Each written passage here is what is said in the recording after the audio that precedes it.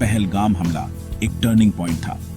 इसने भारत के सब्र का बांध तोड़ दिया और एक दृढ़ प्रतिक्रिया की मांग की। राष्ट्र ने मासूम लोगों की जान जाने का शोक मनाया और नतीजों के लिए खुद को तैयार किया। सीमा पार से चल रहे आतंकी ढांचे के खिलाफ भारत के रणनीतिक बदले ऑपरेशन सिंदूर का मंच तैयार हो गया था। पहलगाम आतंकी हमले के बाद भारत के राजनीतिक और सैन्य नेतृत्व ने मिलकर एक प्रतिक्रिया तैयार की। देश का संकल्प साफ था, सीमा पार से चल रहे आतंकी ढांचे को तबाह करना और अपराधियों को सजा देना।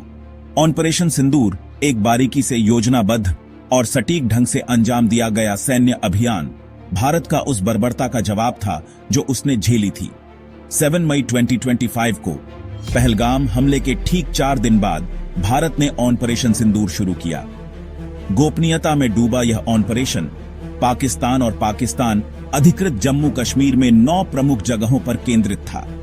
सावधानी पूर्वक खुफिया जानकारी इकट्ठा करके पहचानी गई ये जगहें आतंकवादी प्रशिक्षण शिविरों, भारत में घुसपैठ करने वाले आतंकवादियों के लिए लॉन्च पैड और आतंकवादी गतिविधियों का समर्थन करने वाले लॉजिस्टिक केंद्रों के लिए जानी जाती थीं। ऑपरेशन सिंदूर कोई जल्दबाजी में लिया गया फैसला नहीं था। यह विशिष्ट रणनीतिक उद्देश्यों को प्राप्त करने के लिए डिजाइन किया गया एक कैलकुलेटेड और कैलिब्रेटेड रेस्पॉन्स था।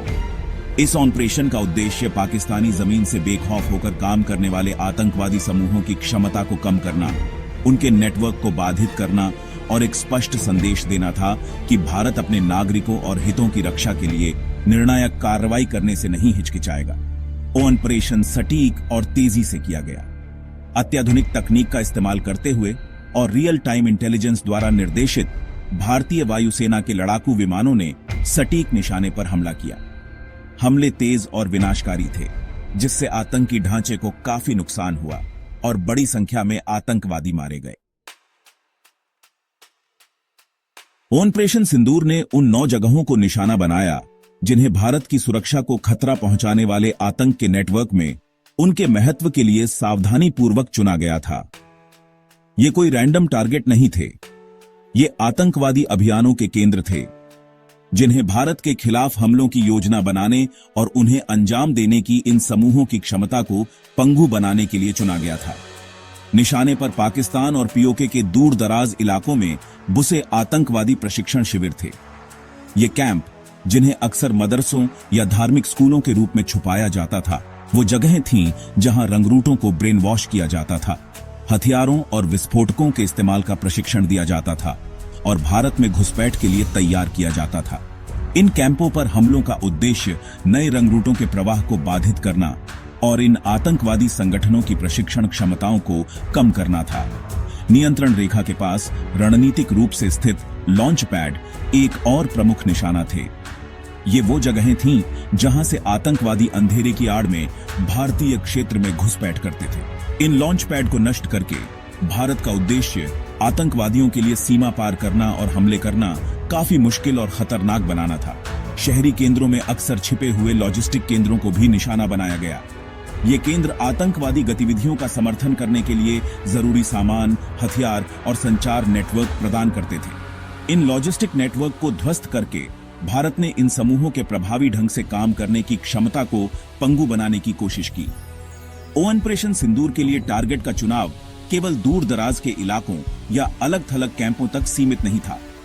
निशाने में से एक लाहौर के पास मुर्दी के मस्जिद थी, जो 2008 के मुंबई आतंकी हमलों के मास्टरमाइंड हाफिज सईद के लिए एक जाना माना अड्डा था। इस दुस्साहसी हमले ने एक स्पष्ट संदेश दिया कि भारत आतंकवाद से जुड़े हाई प्रोफाइल व्यक्तियों और संस्थानों को भी निशाना बनाने से नहीं हिचकिचाएगा। ऑपरेशन सिंदूर एक भयानक आतंकी हमले के लिए एक मजबूत सैन्य प्रतिक्रिया थी, लेकिन भारत को नागरिक हताहतों को कम करने की जरूरत का पूरा ध्यान था। यह सुनिश्चित करने के लिए कि केवल इच्छित लक्ष्यों को ही निशाना बनाया जाए, ऑपरेशन की योजना और निष्पादन अत्यंत सटीकता के साथ किया गया, जिसमें उन्नत तकनीक और रियल टाइम इंटेलिजेंस का उपयोग किया गया। भारतीय वायुसेना ने अपने सबूत से आधुनिक लड़ाकू विमानों को तैनात किया, जो सटीक निर्देशित हथियारों से लैस थे। इन हथियारों ने सटीक निशाने की अनुमति दी। जिससे टारगेट एरिया के भीतर विशिष्ट ढांचे पर हमला किया गया, जबकि साथ ही साथ अन्य नुकसान को कम किया गया। ऑपरेशन में शामिल पायलट उच्च प्रशिक्षित और अनुभवी थे, जो सर्जिकल सटीकता के साथ मिशन को अंजाम देने में सक्षम थे। नागरिक हताहतों को कम करने में रियल टाइम इंटेलिजेंस ने महत्वपूर्ण भूमिका निभाई। भारत की खुफिया एजेंसियों ने इन क्षेत्रों में और आसपास नागरिकों की आवाजाही सहित टारगेट लोकेशन पर अप टू डेट जानकारी इकट्ठा करने के लिए अथक प्रयास किया। यह जानकारी पायलटों को रियल टाइम में दी गई, जिससे वे अपने दृष्टिकोण को समायोजित करने और नागरिक हताहतों से बचने में सक्षम हुए। भारत सरकार ने अपने आधिकारिक बयानों में नागरिक नुकसान को कम करने के महत्व पर जोर दिया।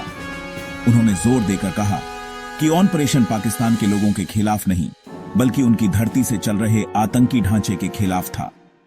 पूरे ऑपरेशन के दौरान भारत का संयम और नागरिक हताहतों को कम करने की प्रतिबद्धता स्पष्ट थी। ऐसी कार्यवाही में शामिल जटिलताओं और अंतर्निहित जोखिमों के बावजूद भारत ने अंतर्राष्ट्रीय मानवीय कानून के प्रति अपनी अटूट प्रतिबद्धता का प्रदर्शन किया। उच्च प्रशिक्षित पेशेवरों द्वारा निष्पादित और रियल टाइम इंटेलिजेंस द्वारा निर्देशित सटीक हमले न्यूनतम नुकसान के साथ सैन्य अभियान चलाने की भारत की क्षमता